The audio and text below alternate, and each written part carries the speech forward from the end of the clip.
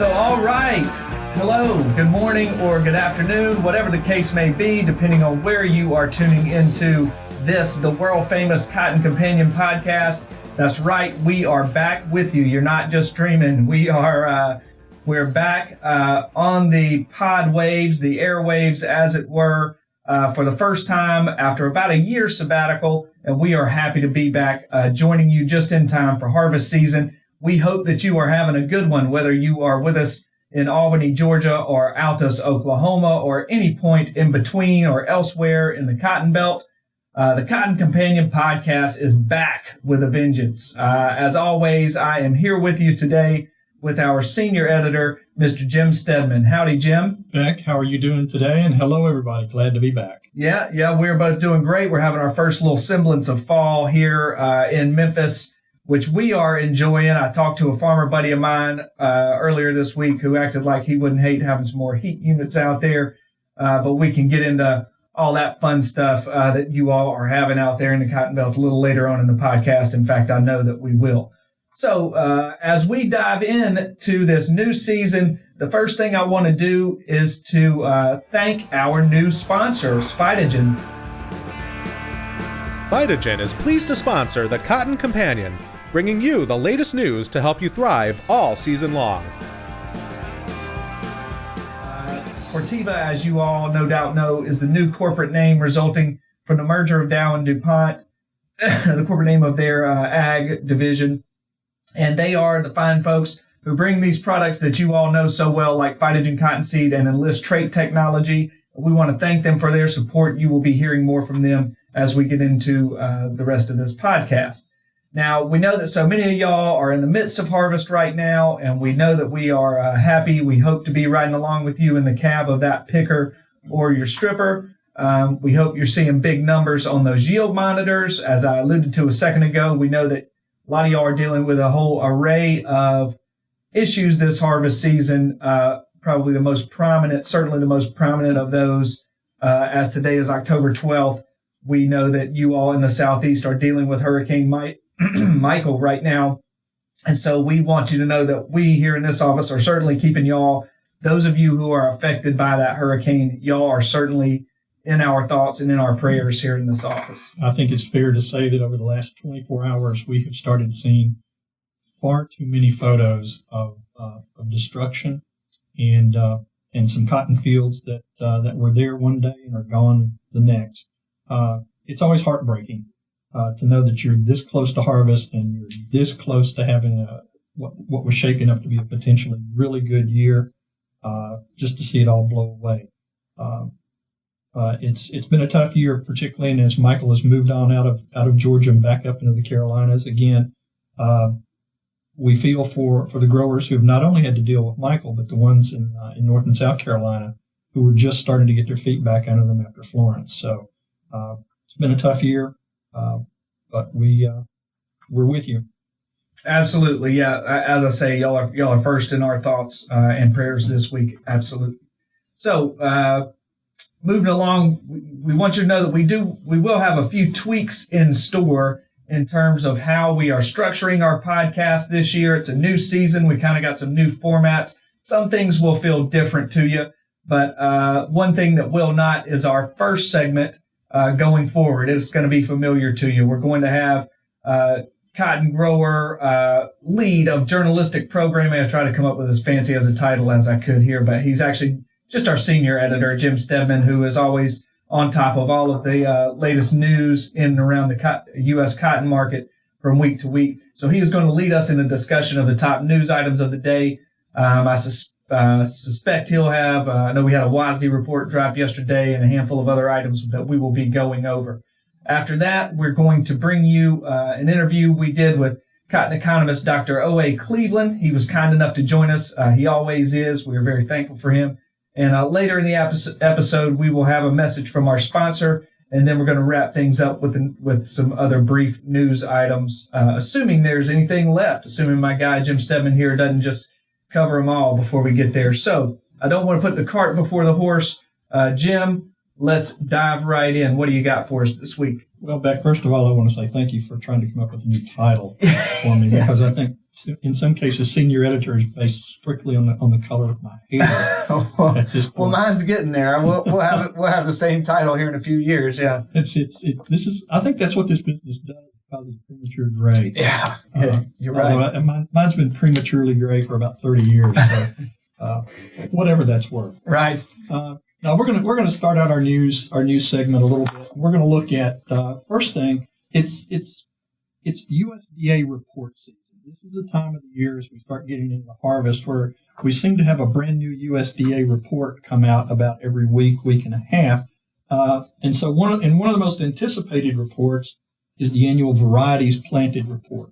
And I say that probably more from the perspective of the seed companies, because quite honestly, bragging rights are on the line. It's a scoreboard. Absolutely. It is absolutely a scoreboard. The report came out 2 weeks ago. We have poured through it. We have analyzed it. We have summarized it on our website and also go into a little bit more detail as we move into our November issue, which you folks will see hopefully within the next few weeks.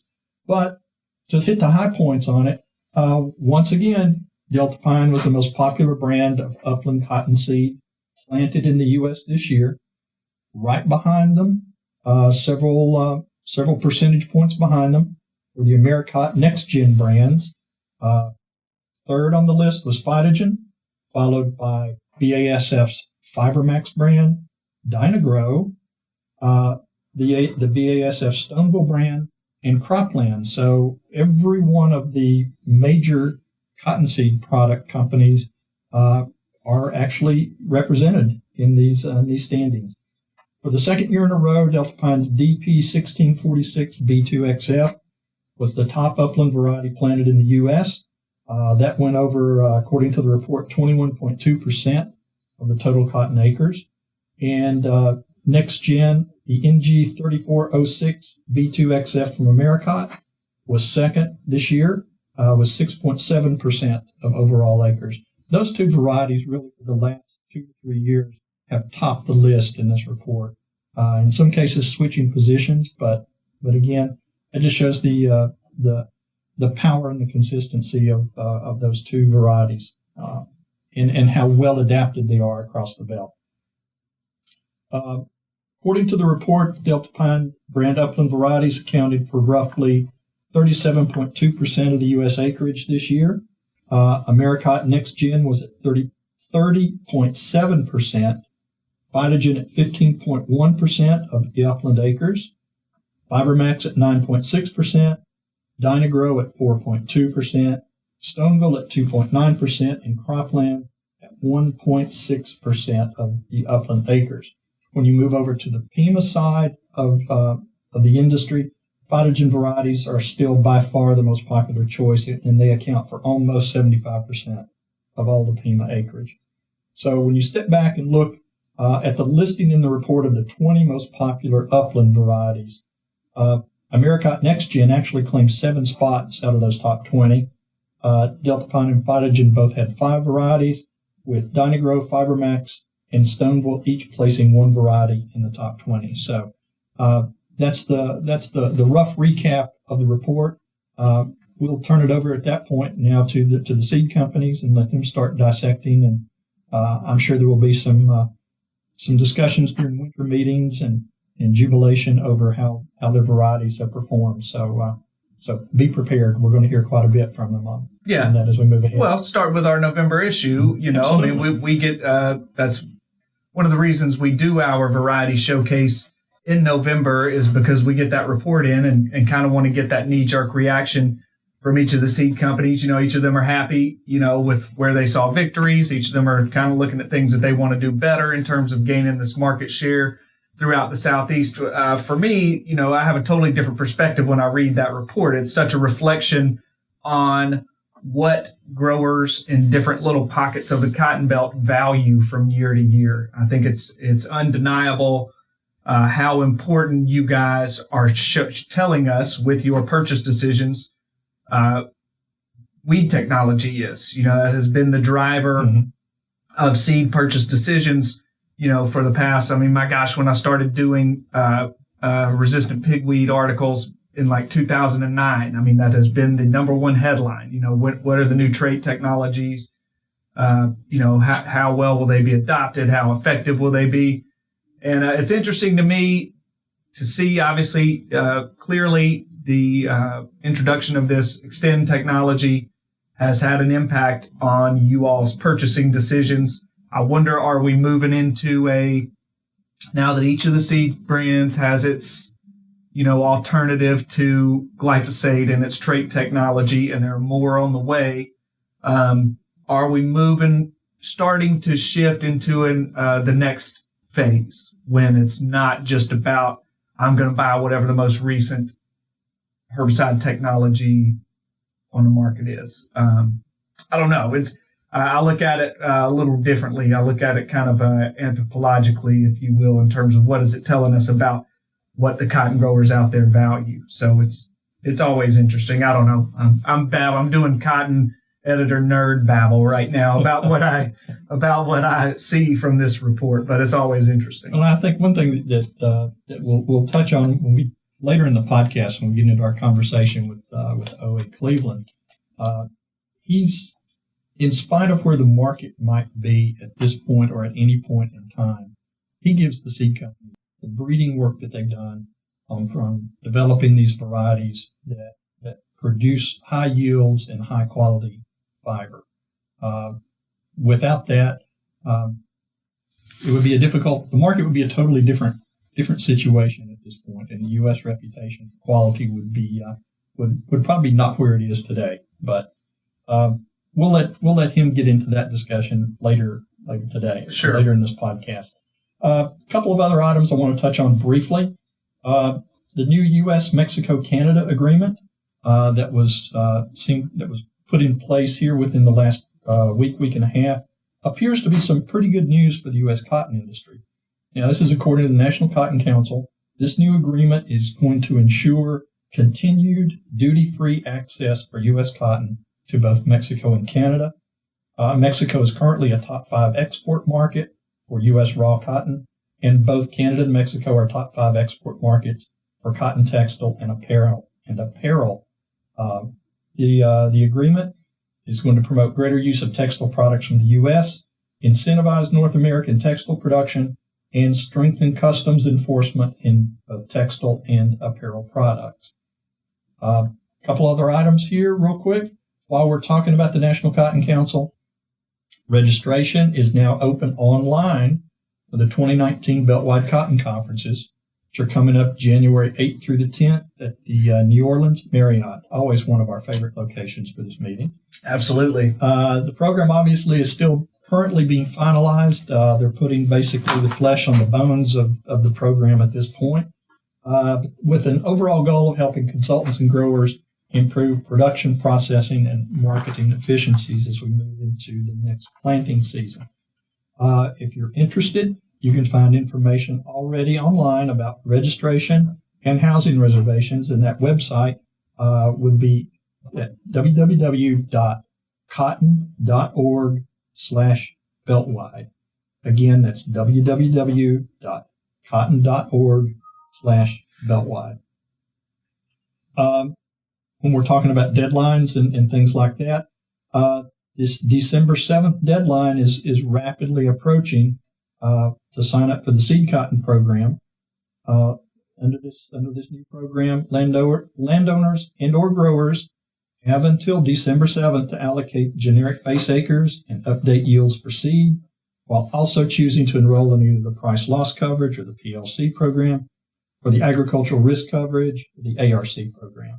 So we're starting to see that over the course of the next several weeks, several state extension services have scheduled and will be adding workshops to help answer questions about the program, explain the options available, and help growers get the right information into the system in order to make sure they meet that deadline and don't miss out on the program, because there will be no extensions according to USDA on this. And finally, one quick story out of Lubbock, Texas. The Lubbock County Historical Commission recently dedicated a Texas historical marker to recognize Lubbock's first cotton gin. Now, according to the reporter, to the story, the gin opened in mid-December of 1904, and that was 3 years after a gentleman named W.P. Lawrence raised the first cotton crop in Lubbock County, but had to haul his cotton to Big Spring, Texas for ginning. Now, I looked at the map and did some rough calculations. That's roughly 80 miles, give or take, which in the early 1900s is a fairly long trip.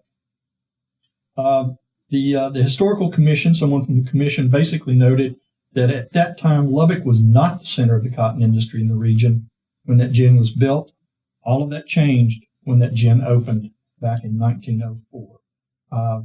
They look at it as this marker is the first of what could be several cotton-related historical markers for the Lubbock area.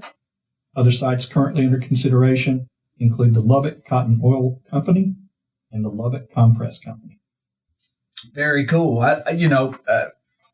In hearing that, it just made me think about, a lot of other communities in the belt could take a nod from Lubbock and how that community does well to kind of recognize the importance of cotton on the economy there and the importance that it has played historically. And as you can tell with this marker, very cool. Just very cool. The folks out there who, are deliberate in recognizing the farmers there and how they have done so much, how it has shaped, the culture out there, for lack of a better way to put it. Well, it's a recognition of the machine that the cotton industry is out there that drives every other piece of the economy in that market.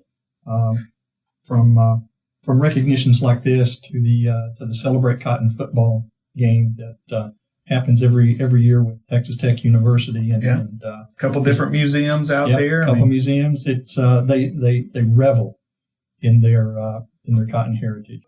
What we want to do next, I want to thank you, Jim, for leading us in that discussion as always. We want to pause now, though, to bring you a message from our sponsor, Phytogen. They recently sat down with our custom content editor, Robin Sickberg, and she had a chance to sit down with a Corteva agronomist, and we'd like to bring you that conversation right now. Welcome to the Cotton Companion. I'm Robin Sittberg, a custom content editor with Meister Media Worldwide, publisher of Cotton Grower Magazine. My guest on this program today is Ken Leger, Cotton Development Specialist with Phytogen. Ken, why don't you tell us a little bit about the area you serve and what you do as a Phytogen Cotton Development Specialist? Sure. I basically serve an area in West Texas from Lynn County up to Swisher County and on points eastward in West Texas, as well as Oklahoma. As a Phytogen Cotton Development Specialist, I basically compile data from on-farm trials and other sources into actionable information to help growers select and manage our varieties in the most effective manner. Well, harvest is here, and this is an exciting time when cotton producers see their hard work pay off. As growers harvest this year's crop, it's an excellent time to evaluate variety performance. How are cotton producers able to use the harvest to help make variety decisions for the next season? Well, this is a critical time to evaluate variety performance. This is the time of year you can see, what kind of plant structures are out there, how that variety responded to, here in West Texas, most importantly, how it responded to irrigation capacities, whether it's something that you think is going to be adapted to a light water situation or something that you need a lot of water to get the most effective use out of. Evaluate storm proofness. As well as pests related to our Phytogen breeding traits, things like bacterial blight, verticillium wilt, root knot nematodes.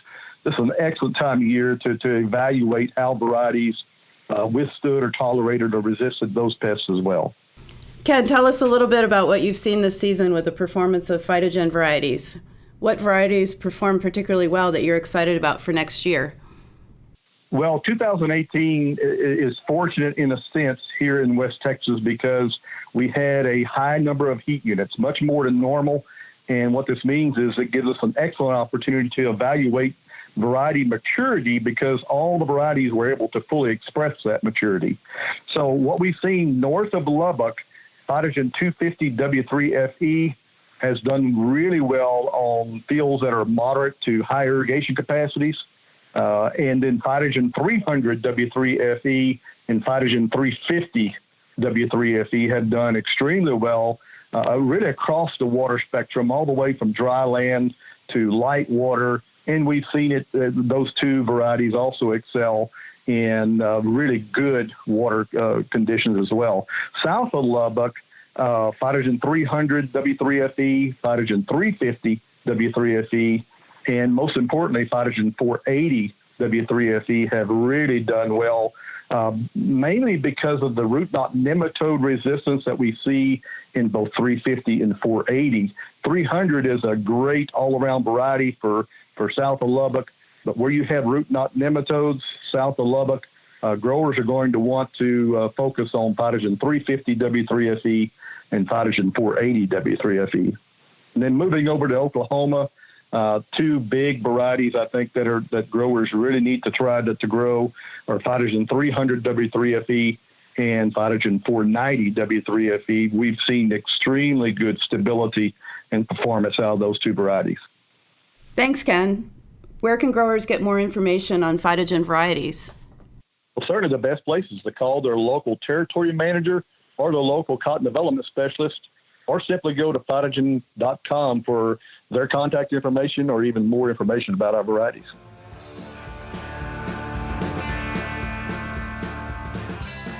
Very good. All right. Thank you, Robin and Corteva, for that. Again, that's Meister Custom Cotton Grower Custom Content Editor Robin Sichtberg and Corteva agronomist there. Now, we are going to keep this thing rolling here, and I want to set up another interview for you, one that we conducted today with, or rather yesterday, with Dr. O.A. Cleveland. We're going to try and make this a feature of every episode where we discuss and analyze the cotton market. We know that that's something that is always front of mind for you farmers, and so we want to kind of put that a little more in the shop window for you. So we're going to call this segment, each episode, we're going to call it our Market Minute, even though it's likely going to go around 10 minutes per episode. Again, just trying to set up the new structure of our podcast for the new season. Today, we are joined by the always great Dr. Cleveland. He is a professor emeritus of economics at Mississippi State University, a longtime, well-respected voice in the cotton industry. I know you all know this. And he joined us recently, he joined us to talk about his recent column on the U.S.-China trade policies and how those are affecting cotton. I think it's starting to make him a little nervous, as it is many of us in the cotton industry, in terms of this trade dispute that has been ongoing. So sit tight, and we will bring that to you right now. We are with Dr. O.A. Cleveland, Professor Emeritus of Agricultural Economics at Mississippi State University, a good friend of Cotton Grower and a regular contributor to our publication and to our website. O.A., how are you today? Great. Good cotton day. Every day is a good cotton day. There you go. All right. Wanted to spend a few minutes visiting with you today. You've had some comments and some columns over the last couple of weeks with expressing concerns about some of the trade agreements and trade negotiations that are going on with China in the face of some of the tariffs that are currently in the market. Last week, you I think was the first time in that I'd ever seen you come out and use the words we're going into a crisis. That was a pretty strong statement from my perspective, hearing it from you. Can you kind of walk us through the situation and your thinking on this, and sort of what we need to be looking at and thinking about as this moves forward? Well, certainly, and thank you. First, I would say that I have been a strong supporter of the tariff. I think the U.S. cotton industry just bared it so wide open as we went into the tariff agreements with China some 15 to 20 years ago, and we agreed to open our doors, and they agreed to open their doors, and we were going to have a great partnership. But the problem was and remains that China never opened its doors. We simply lock, stock, and barrel moved our entire textile industry, our entire supply chain for the textile industry to China. At the same time, they exported back to us, and we imported some $5-10 million dollars worth of apparel, cotton apparel. We probably imported something in the neighborhood of $45 billion in total, cotton and non-cotton fibers, but we could never get them to take but a minimum quantity of our cotton. So consequently, we're in a situation now where here in the United States, we're going to consume at the consumer level, the customer, something like 20 and 21 million bales of cotton this year. Now, that's not a record.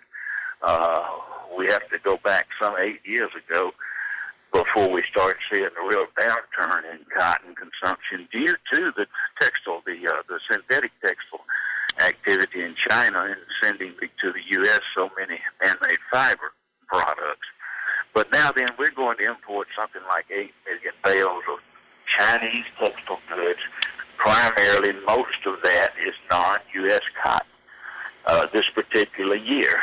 So we can't sell cotton to China now. Chinese won't buy it because of the tariff, but yet we continue to take this foreign-grown cotton in the form of textile goods, and we don't tariff that. This inability to sell cotton we would think in terms of selling 200,000 bales a week worldwide. Now, because of the tariff situation, for the last 3 weeks, we've probably sold only about 160,000 or 170,000 bales over the last 3 weeks total. So our cotton is not moving, yet price has dropped to some 10 cents to 15 cents a pound. So this is the crisis that we're seeing because of the price drop, such as a very significant fall in prices. And USDA and the administration said, well, we will make up for that with this payment, this tariff payment. And that all sounded good and great and potentially could still be. But then USDA turned around and said, oh, by the way, this is subject to your payment limitation. So for a cotton grower, not necessarily for all grain growers, but for most all cotton growers, it simply says, well, you're not going to get any payment because you're already maxed out at the government payment limit. So, again, the 84-cent futures has now dropped to 75, 76-cent futures price, and take 8 cents off of that or whatever for a cash price. That's the crisis that we're starting to see. The farm income from on a cotton basis certainly is having a major slippage because of this, and there's no protection as was initially announced. Looking at some of the programs programs or things that were put into the Farm Bill for cotton protection as we're moving ahead, what kind of impact are those going to have in terms of a grower's income or ability to kind of weather this crisis?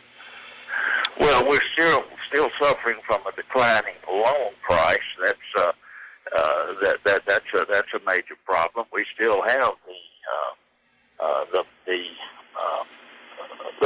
the marketing loan payment is still eligible. It's still an eligible program if that were to come about. But when we are having to exercise that program anyway, it simply means that there's some low prices.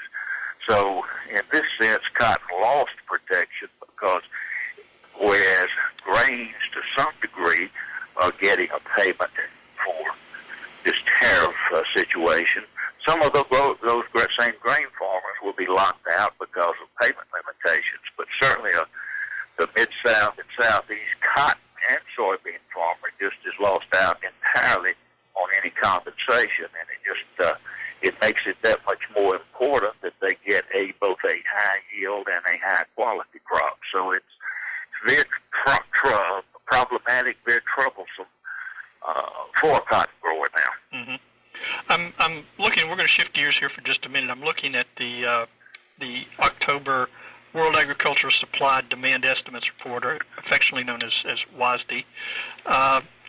And this is a report that was released earlier today, basically showing U.S. production is raised 81,000 bales based on higher production in certain areas of the cotton belt to kind of offset some of the losses that we saw in the Carolinas from Hurricane Florence.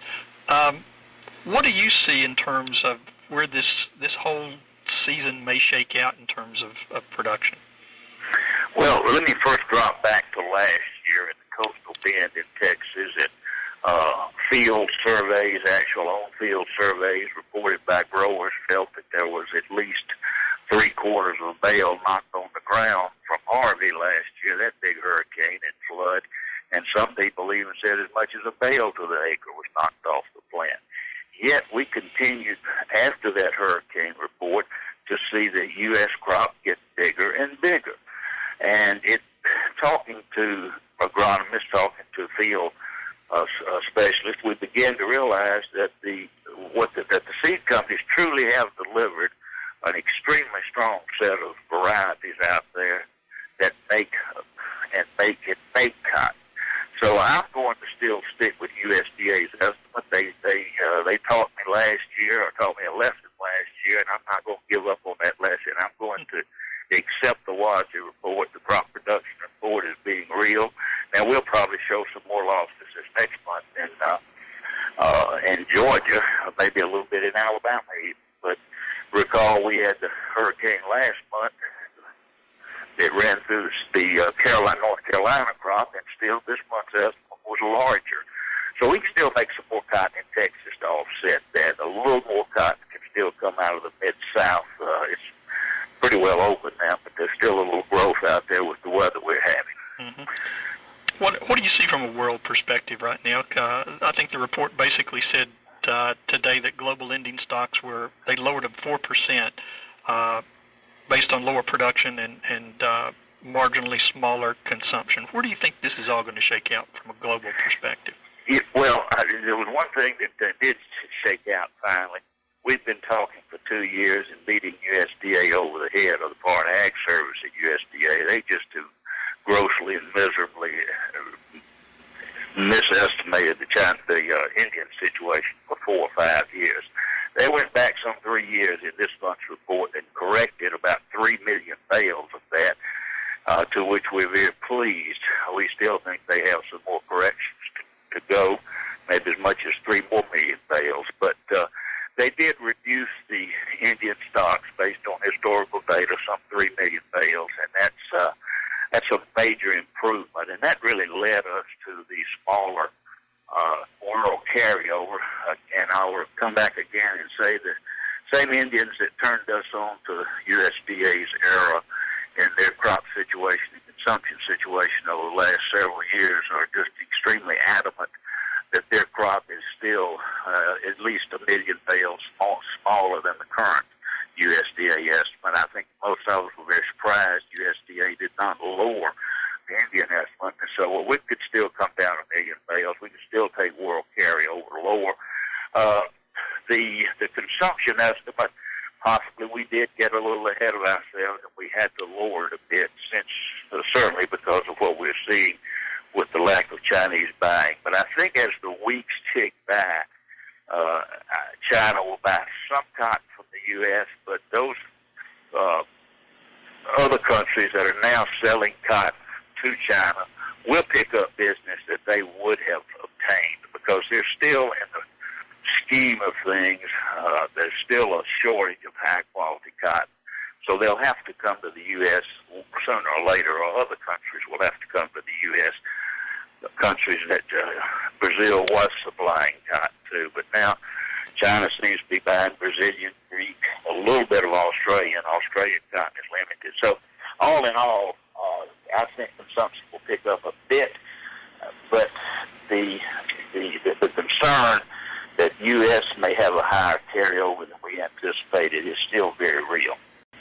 OA, thank you as usual for providing some clarity to all of this this swirling, ever evolving market situation. We appreciate your comments. We'll let you go because I know you're a busy man, and thank you again. And we will be right back with more of the Cotton Companion. Okay, very good. I want to thank Jim for conducting that interview for us. And I want to thank Dr. Cleveland, obviously, for all that he does for Cotton Grower, and really what he does for Cotton Grower's audience, America's cotton farmers. He is always an advocate for you all, no matter where he goes. And I'll just say that we are lucky to have him on our team in this industry. So I believe we have one more news item we wanted to talk about. It's harvest season, And I know we had a recent crop progress report come out, Jim, and so like to just hear from you on what that crop progress report told us. I know that we are at this stage in the year where it's, it just feels like to me as an outsider, it's like it's harvest season. And it's just this vulnerable moment where everybody's just trying to get these things out. And now we got rain in spots and cool weather in spots, and obviously this thing in the southeast. So tell us where we are as a cotton belt in terms of getting this crop in. Well, I think it's, USDA, again, like I said, report season. But this is the report they issue the first of every week, reporting basically on the conditions for the week prior. So this would be from the crop progress report for the week ending October 7th. Obviously, this is pre-hurricane and pre-rain issues in West Texas. At that point, for the past week, they were showing open bolls across 78% of the U.S. crop, which is actually about 4% ahead of the 5-year average on this for that date. At that point, 25% of the U.S. crop had been harvested. That's also ahead of the 5-year average by 7%. And when you look at the details, there were 10 cotton-producing states that were also running ahead of average on harvest. One of the key components of the report is always the crop condition report. And it has been relatively unchanged for several weeks leading up, obviously, to this October 7 report. It's showing that 42% of the crop was rated good to excellent, 33% of the crop was rated fair, and 25% of the crop was rated poor to very poor at this point. It'll be interesting to see over the course of the next couple of weeks how those numbers change a little bit in terms of crop condition. We're hoping they won't drop too badly, but we do anticipate a few changes in those percentages. Yeah, it seems like this the most recent WASDE report, and you guys may have talked about this in your Dr. Cleveland interview, didn't really account for this hurricane that just kind of. No, the WASDE report was issued on October 11th. So literally, when he and I sat down to have the conversation, it had been out. We both had about 30 minutes to look at it. Yeah. It's late. Well, if we're not late breaking news breakers here at the Cotton Companion podcast, which comes out twice weekly. So it seems like every time we start thinking about getting to the studio, truly something big happens, the day before or the day of we go into the studio. So, we'll bring you news when we can. All right. Well, that'll just about do it for this installment of the Cotton Companion podcast. Once again, we want to thank Dr. Cleveland for his time. He is certainly somebody who cares about the farmers in his state and around the belt, and he's always willing to talk to us when we ask him to do so. So we are grateful. Once again, we want to thank Phytogen for sponsoring the podcast, and we want to thank you sincerely for joining us. If you like what you're hearing, by all means, tell your farmer buddies about us. Tell them about the Cotton Companion podcast. You can get to it in 3 easy ways. The first is to simply go to cottongrower.com, add a /companion on there such that you type in cottongrower.com/companion, and that'll take you to a page that has all of our most recent episodes for you to get caught up. The second way to subscribe to the Cotton Companion podcast is to find us on iTunes, type in Cotton Companion in the search bar on iTunes, and you can subscribe that way. If you do that, leave us a rating. Let us know what you think of our podcast. We love to get feedback from our listeners. The third, and in my opinion, best way to make sure you receive each installment of the Cotton Companion is to sign up for our weekly e-newsletter. Jim here works hard to pack that thing with all the relevant news of the day, and it hits your inbox religiously on Tuesday mornings. It will occasionally hit your inbox on Thursday mornings as well. You can do that by simply going to www.cottongrower.com/subscribe, and it's a quick, intuitive process to get yourself signed up there.